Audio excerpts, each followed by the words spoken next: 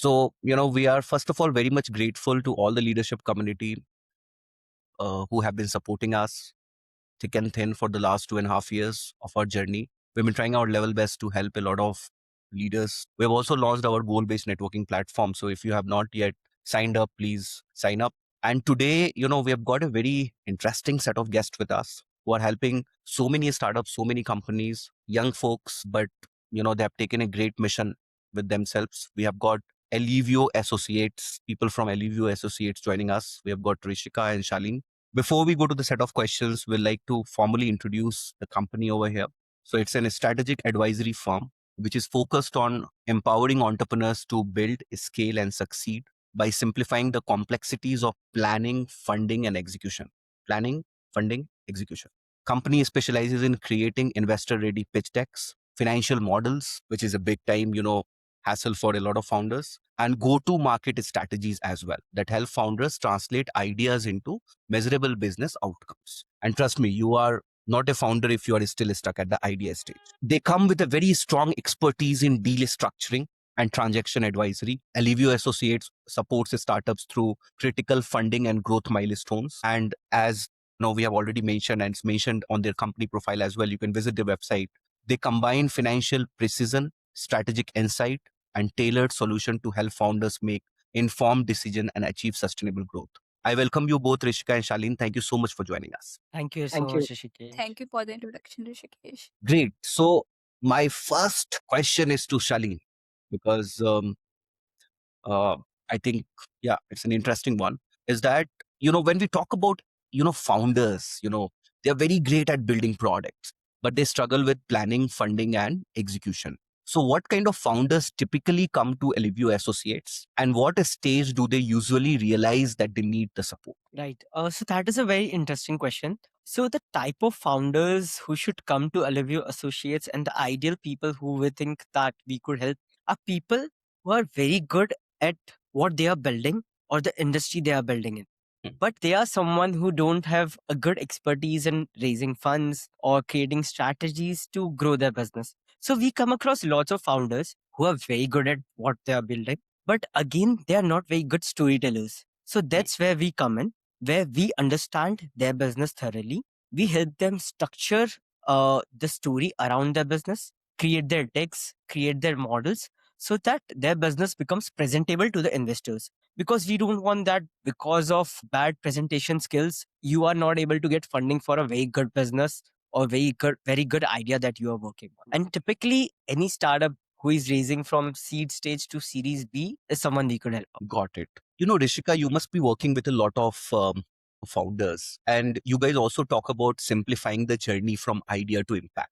So when you talk to these founders, what are the most common mistakes that you feel founders make when they're trying to raise capital or scale without any structured financial and strategic support? Sure. So, what we have seen across multiple startups that they do have their pitch deck, they do have their idea clear in mind. But to present it to somebody else is a different story. So many a times they do not take into consideration the market size. So they do not typically mention the source they are considering the market size from. They do not take into consideration customer profile into the pitch decks or target audience into the pitch decks, which is necessary for an investor to understand whom they actually are targeting. Then there are a lot of information which is unnecessary, which is present in the pitch deck. So investors don't want to know a lot of information. They only just want to focus on a few important information. Third is something unrealistic projections, because every founder thinks the growth rate is 100%, 150%, 200%, which is not the case. It depends upon industry, but the growth rate is of industry and other factors as well. Got it. Well, these are very pertinent points, and when a founder thinks of, say, raising investment, the first thing that, or even I would say, before they think of raising investments, the first thing that the founder has to make is a pitch deck, because it also gives a lot of clarity to the mind. So on that, I have a question for you, Shaleen, is that you guys specialize in, kind of creating pitch decks, and you treat it like a design exercise. So how does Alivio approach building investor-ready pitch decks that clearly communicate vision, traction, and growth potential? So talking about pitch decks, so drafting pitch decks is something which both me and Rishika enjoyed a lot because we like to structure the user journey. So that is something we are very passionate about. And when we say it's a design exercise, we don't mean it's a graphic design exercise. It's an idea design exercise because a pitch deck should clearly reflect what your idea is. Also, it should be able to define your vision very well. It should have a very clear flow. It should be able to show the worth and the unique value proposition that you are bringing in. So when we create a pitch deck, we try to maintain a very good flow. We make sure that the problem statements, the solutions, the vision that we have, the strategies that we are going to follow, everything is very clear so that an investor gets a very good idea. Because even before you get a meeting with the investor, the first thing you would send out is a pitch deck. And that decides the further journey, whether the investor would meet with you and further you get investments or not. Got it. Yes. But do you feel, Shahid, is that founders give enough importance to pitch decks? Like, what has been your experience like? So we have come across a lot of founders who treat a pitch deck as just another PDF. And after a few pitches, they realize that we have been reaching out to so many investors, but they feel that the investors are the ones who are not able to grasp that idea well. Right. Yeah, then they blame the investors that investors don't understand what we are trying to build. Exactly. It's way too complicated for them. And it's like, Yes. Yes. it's not our problem, it's their problem. So Yes. that mindset is definitely lacking. But I definitely feel that having a good pitch deck like changes the game completely. Right. So, Rishika, many founders we see also struggle their numbers convincingly. And this is what I feel is that the early generation entrepreneurs, before this is entire startup craze came in, whatever they were, but they were very good with numbers. Like if you ask a, kirana dukan wala, what is his numbers, he knows. And what we see is that a lot of founders, they struggle to explain their number convincingly. So how do your financial models and MIS reports help founders gain clarity internally and also credibility with the investors? Yes. So what we have seen is particularly with the tech founders as well, okay, they are not good with the numbers and the finance side. So what we present in the financial model is okay, your future projections for 5 to 7 years, let's just say, which includes everything with their margins, with their cash flow statement. So you have an idea how to manage your working capital as well, and at what stages there will be expenses into the fixed asset sections and everything. This also gives them an idea of the fund requirement over a period of 5 years. At this point will require funds, and this is the runway that we can work upon as of now if they are raising funds. Secondly, it also helps with them to understand what are the margins we are working on. So gradually every investor wants that the margins over the period should increase. So this gives a fair understanding of how the margins would work in a 5 years time span. Got it. No, this is actually very critical. So what you mean to say is that financial statements are not only important for investors, but they're also important for internal kind of clarity. Yes, that helps the founders with the vision in terms of finance as well. What would be their revenue 5 years, 7 years down the line, and what profit would they make at that time? And secondly, MIS is something which helps us to track the growth. MIS is basically what we have been doing month on month. So it helps us to see, for a founder as well, to see whether they have achieved the targets or not. So it's a check on what projections we had and are we able to fulfill it or not. Right. And so, when we talk in India, like, बहुत सारे जुगाड़ भी निकाल लेते हैं founders, जैसे कि, they tell that ये तो मैं भी कर सकता हूँ, financial reports and all that, or they will hire, say, an accountant to do this, or they will take fractional CFO services at a lower cost. But I feel is that it requires a specialized attention, right? Because numbers, unless or until they tell a story, it doesn't mean anything. Like, so you can calculate your P&L, but if it is not helping you tell the story right, you will miss the insight. So you guys also help there, right? Basically, right? Yeah, basically people have an explanation to what the margins are and what the PNL is, but they do not have the explanation of how we have reached there. We Yes. have spent on marketing costs which have increased our revenue, and that's the reason we have generated a better top line this year. So this is the story that we create around. Shaleen, and you also talk about, expanding into new markets. You help startups in doing that, and it's kind of very risky without focus. So how do you help startups define their ideal customer profile their positioning and build a practical go-to-market strategy that actually works. Right. So, with the kind of experience that we have and the international exposure that we have, we also have lots of international partners. So, whenever we try to create a go to market strategy, we try to keep it very practical. Also, it's very tested strategy, like it's been tested, and it's also very customized. It's not that we follow one strategy for everyone. So, we understand the business, we create a very customized strategy, we ask the founder to follow it, and we again alter it according to what works and what not. So after the testing, we are able to understand what is working for them. And again, we customize the strategy accordingly for the next phase. And talking about ideal customer profile, so that is something I would say is a part of knowledge, that how you are able to analyze the business, come up with, like, it's not just one short thing. We cannot say that this is your ICP. We start with testing. There are different strategies. How do you test the ICP? What are the results? We measure those, we analyze those. And it's a long term process where we slowly arrive at a proper ICP and the target segment that they should target, which again then multifolds the growth. Yeah.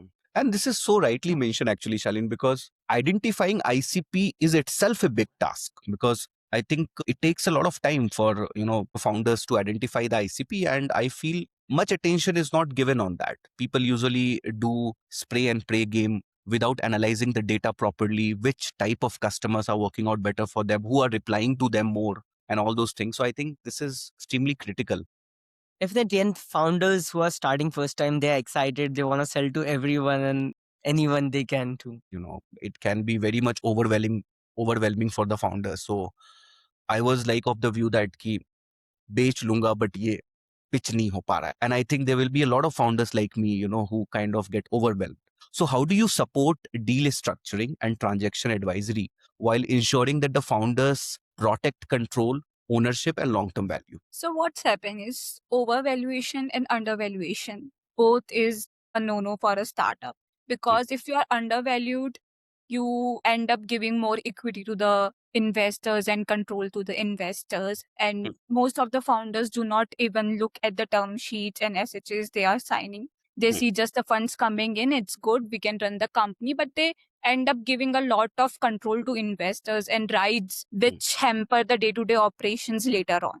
And if it's overvalued also, then it's also a problem, because founder thinks, okay, we have gotten a valuation of X, it's great. But in future rounds, the new investors won't be ready to come in at that valuation. For a time being, you find an investor, you are happy that the valuation is good. But in future rounds, as and when you grow, that overvaluation is also an obstacle in the next rounds. So this is what we take care. We help you with this. We help founders with SHAs and term sheets, so that they do not end up losing more control, or they end up giving some key rights to the investors, which at the early stage is not an way to go ahead. Later on, when the investors help them with the IPOs and everything, at that stage you can give those kind of rights, but not at the early stage, because it hampers the day-to-day operations of the startup. Right. And Shaleen, can you share an example where like Alivio worked with a founder from pitch to funding or from planning to execution? Sure. So a very good example I would say is a founder we recently worked with. I don't want to name him, but he worked in the beauty and wellness industry. So the product that they were building were excellent. Like the market was huge. They had cracked the product very well, but they were someone who were very stuck. Like sales were not growing. So they were someone who were not very aware of how the funding landscape works. So we got connected. We first advised them that you should try to raise funds, because the kind of market you are trying to capture, that requires some amount of money to be burned. And you should have a strategic partner as an investor, not anyone who is able to put in money. So we understood their business very well. We created good strategies for them. We also helped them a bit on the management side to improve a few things. We created a pitch deck to, even like they were very happy with the pitch deck, because they themselves understood their business very well after looking at the pitch deck, that yeah, this is the vision that we want to target. Because when we asked them, what is your vision? So they were like, we have never thought that what is our vision. When we talked about like, where do you see the venture after 5 years? Where do you see after 10 years? They were like, we have never given this a thought. So when we started creating the pitch deck itself, They also realized lots of things. We created the pitch deck for them. Then we created the financial model for them. The numbers were pretty good. So financial model came out to be very nice. Like the valuation made sense. Then we connected them to a very major player in the beauty industry who have a family office. So that family office ended up investing into them. So that was a very good strategic investor. They got their distribution as well. The family office was of a beauty brand itself. So they had good distribution. They had good strategic partnerships. And like the growth after that investment was multifold for them.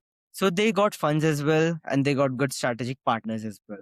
So I think that this was something we enjoyed a lot working with them, because apart from investors, I think the founders were the ones who learned more during the process of creation. Hey, you are, kind of also makes me compare it with strategy consulting as well, because I remember there are a lot of legacy businesses inside India, like, who are doing pretty good. And when somebody, a consultant comes inside, they kind of realize, oh, this should be my vision, because they ask the right questions to the promoter or to the CEO. And then they kind of give them a great visibility into what is going to happen in 2 years, 3 years, defining their goals, vision.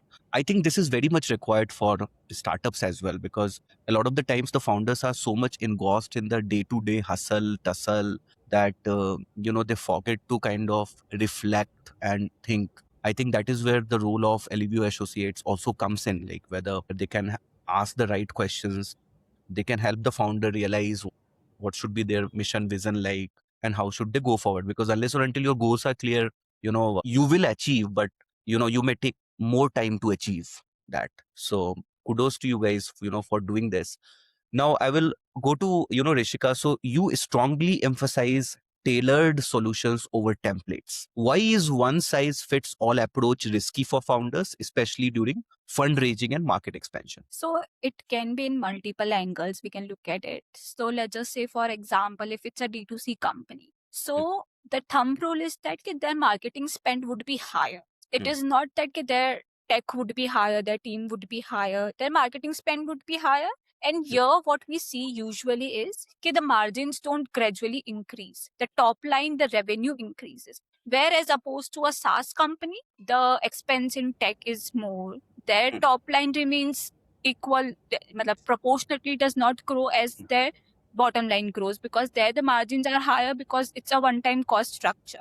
Once they have built the tech, now onwards their margins should increase. So it depends very much on the industry the startup belongs to. The growth rate for every industry also changes. The GTM strategies for every market changes. We cannot play into offline channels or online channels in every scenario. And the GTM changes as per product as well. So there are a few products which people would buy online. But if you are going to buy a product, electronic item, you'll first want to go to an offline channel and feel it and then only buy it. Yeah. So this is how the industry plays. You cannot put plug and play every model into every start. So what are the factors that you take into consideration while you start working with a founder? Like, if you could talk around some parameters. So the normal process is, if first we have a conversation with startup, we understand what they are building and why they are building the same. The why is very also important, and what expertise they have in the particular industry. Then we do some research on the competitors, how they are performing, and what's the global trend as well. What's the startups in the global ecosystem as well. Then we sit with them and we say, these are the competitors and this is what you are doing unique. This is what they are doing unique.